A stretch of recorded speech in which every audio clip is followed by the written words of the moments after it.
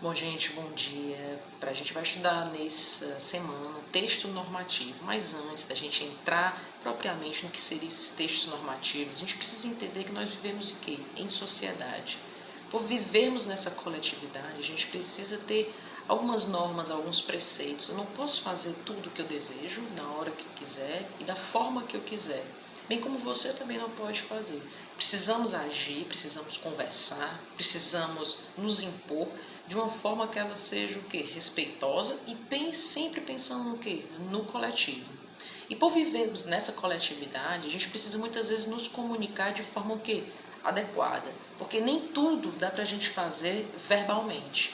Tudo que eu falo pode ser entendido de uma forma por uma pessoa, pode ser entendido de outra forma por outra pessoa. Por isso que nós precisamos fazer o quê? Normatizar alguns textos. E aí é que a gente entra no nosso capítulo 4, da página 3 do livro de vocês, que vai ser o quê? Texto normativo. Quando você pega essas duas palavras, você já imagina o quê? Normativo me lembra norma, me lembra preceito, me lembra regras. Então, para que a sociedade viva harmonicamente, nós precisamos ter o quê? Algumas normas, alguns textos normativos que a gente possa se comunicar adequadamente, que nos proteja, me proteja e proteja você de alguma forma. Para você entender melhor, vou lhe dar alguns exemplos de textos normativos. O primeiro que eu poderia citar para você é o abaixo-assinado. Em algum momento da sua vida, ou seus pais já puderam assinar algum termo solicitando geralmente para uma instituição governamental alguma demanda. Então vamos pegar um exemplo, vamos inventar. Vocês precisam colocar uma lombada na rua de vocês. Então, para isso, vocês precisam pegar o maior número de assinaturas para que vocês levem junto à MC e à Prefeitura de Fortaleza, por exemplo, para que eles possam colocar essa lombada lá para evitar o quê? Muitos acidentes. Então, vocês vão fazer, a primeira coisa que vocês irão fazer vai ser o quê? Fazer um abaixo-assinado. Então, isso é um texto normativo que tem algumas regras específicas para isso. Um outro exemplo que a gente pode colocar é o recibo.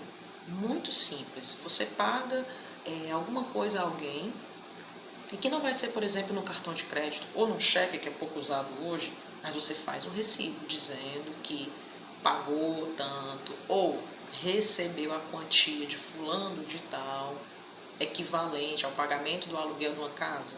Então, se você mora de aluguel, seus pais moram de aluguel, vocês precisam receber este recibo que comprova o quê? Que você está em dias com o pagamento da mensalidade. Vocês recebem um recibo no final do mês, por exemplo, da escola, que vocês estão kits com as mensalidades. Então, um tipo de texto normativo que se usa nesse momento vai ser o quê? O recibo. Bom, existem vários exemplos de texto normativo, mas no capítulo 4 do livro de vocês, a escola vai se deter basicamente em quê? Em declaração. E aí nós vamos ter vários tipos de declarações. Uma declaração que você está acompanhando um parente, um pai, uma mãe, um irmão para um exame em alguma clínica.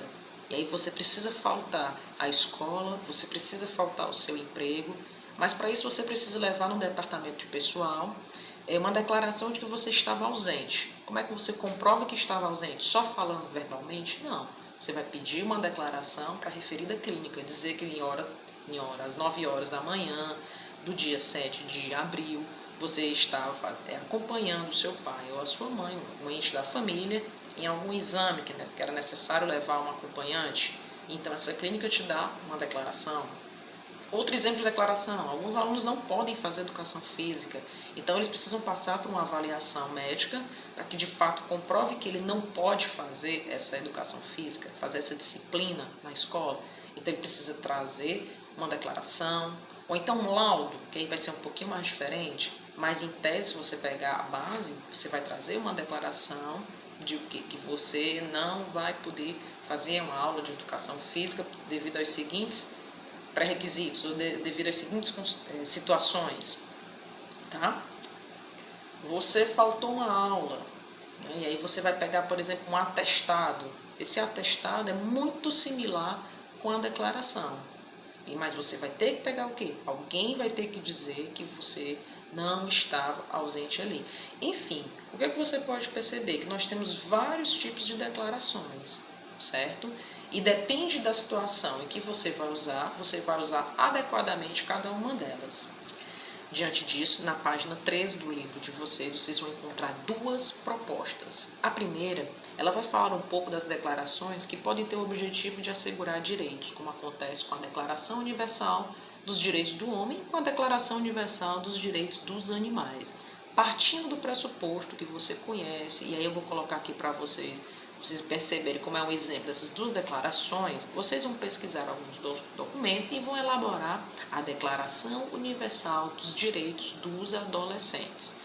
A gente sabe que, como é um texto normativo, você não pode ter humor, mas nessa proposta 1 vai ser permitido você colocar um pouco de humor no seu texto. Vai ser liberado somente para cá, porque nós estamos em processo de aprendizagem. Já na proposta 2, você vai ter que escrever uma declaração que ateste os direitos do pedestre. E aí você vai ter que pensar todo nesse trânsito, nessa questão de como é que nós vivemos o nosso trânsito hoje. Então é isso, fique com essas duas propostas, escolha uma, mande para o meu e-mail que está aqui acima. E assim que vocês me mandarem o e-mail com essa redação, eu corrigirei e faço uma devolutiva para vocês. Um bom dia, bom estudo, continue em casa.